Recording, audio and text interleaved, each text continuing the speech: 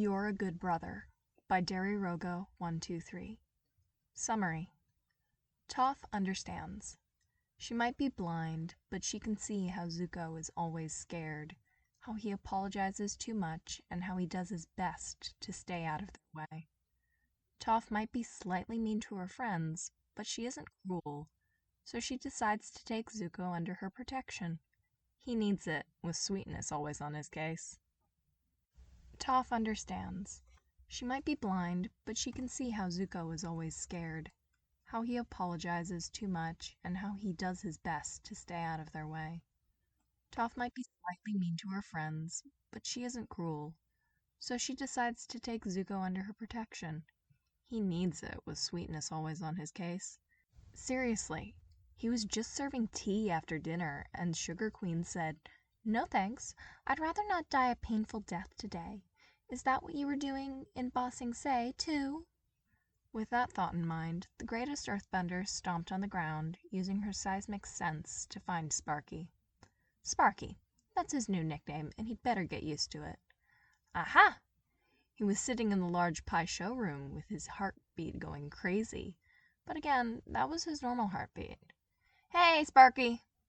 He jumped high, like really high, almost as high as Twinkletoes jumps using his airbending. Hi, Toph. I wasn't doing anything. I was just sitting here and thinking about stuff. I wasn't thinking about how to betray you." "Spirits, calm down. I'm not accusing you. Now scooch over." "Huh?" "I said scooch over. Snoozles is all busy with his boomerang and is getting pretty annoying. Besides, I want to be friends with you." "You do?" The hopefulness and surprise in his voice is clear, and Toph doesn't like it. Of course she wants to be friends with him.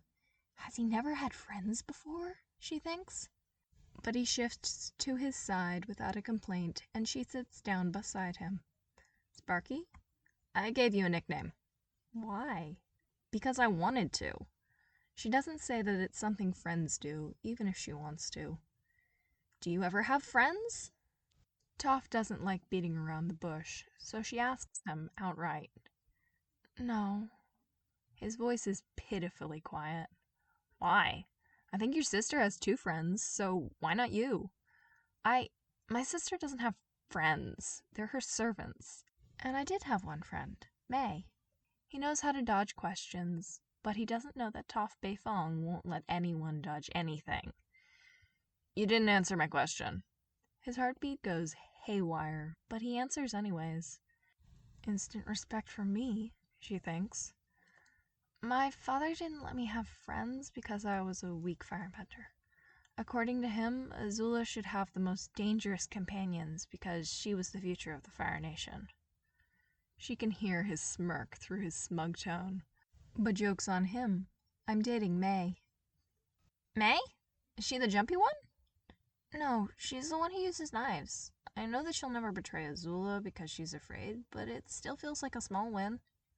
She knows how it feels. She felt that small triumph every time she came home with dirtied robes after playing in the mud secretly all day.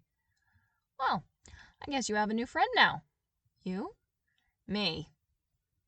Toph Beifong can bend metal. She's the first person to ever bend metal, but she can't read. Neither could Sparky when he was 13, it turns out. "Why couldn't you read? I'm blind, but I know that you have 2 eyes." "I'm blind in my left eye. For a while, my right eye didn't work either. My uncle taught me how to read using raised characters." Can you teach me?" They spent the whole day with their fingertips stuck to scrolls. She grins because it feels nice to spend time with him, read plays. "You're a theater nerd." "My mom liked theater. Whenever we went to Ember Island, she'd take us to the theater." "Your mom sounds nice. Where is she now?" "She assassinated my grandfather in exchange for my life." "What?" "What?" She didn't have the best family, but even she was sure that grandparents weren't supposed to kill their grandkids. After that, Sparky had the audacity to say, "Don't worry, my family's attempted to kill me many times. It was fine, and if the earth shook slightly, then it wasn't her fault." It takes her till nightfall to register that he couldn't be blind in one eye without some sort of injury. Knowing Sparky, it was probably a cool tale. Humming to herself, she made her way to Sparky's room, ignoring Sugar Queen's warnings about how he's a big bad firebender. He's not a big bad firebender, he's her friend. Toph knows this. Hey, Toph. Sparky, how come you're blind in one eye? His answer comes short, and his heartbeat becomes so fast that she's worried about her best friend. I got burned when I was 13. The answer makes her heart skip a beat.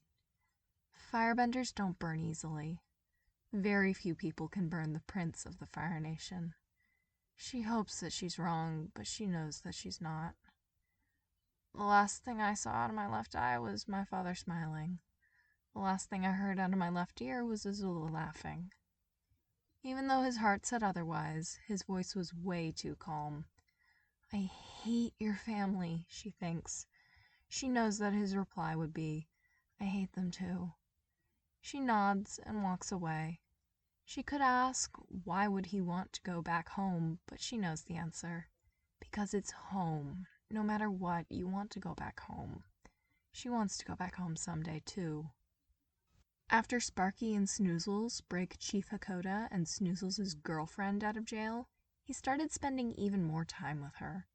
Not that she's complaining, but she's worried about him. While earlier he had made enough progress to come and sit with them while eating dinner, now he barely comes out of his room other than teaching Aang firebending. She follows him after he finishes lessons, and it turns out that he was sitting with his head in his hands on the edge of the eastern pillar.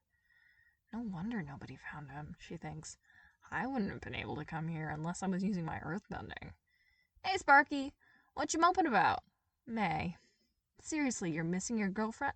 She betrayed Azula. Oh. She's probably dead.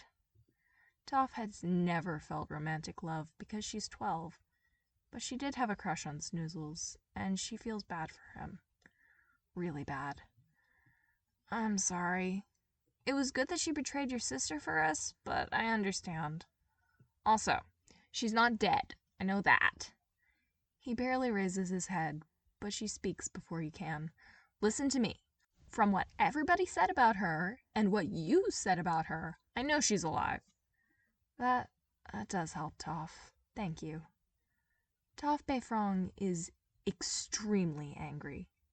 How dare Crazy Blue try to kill her brother? She might want to be an only child, but Toph Beifrong doesn't. Sparky seems to be sad. When Twinkletoes asks why, he says that he wasn't a good brother. She's regretful too, but for different reasons. Later, when they make a temporary camp, Toph volunteers for lookout alongside Sparky. She got some things that she needs to say to her elder brother. Sparky. Hey, you look terrifying. Thanks. I need to say something. Sure, you're not... She has faced down countless Styly agents, Crazy Blue and her friend servants, Fire Nation soldiers, and she was never scared. But she's nervous now.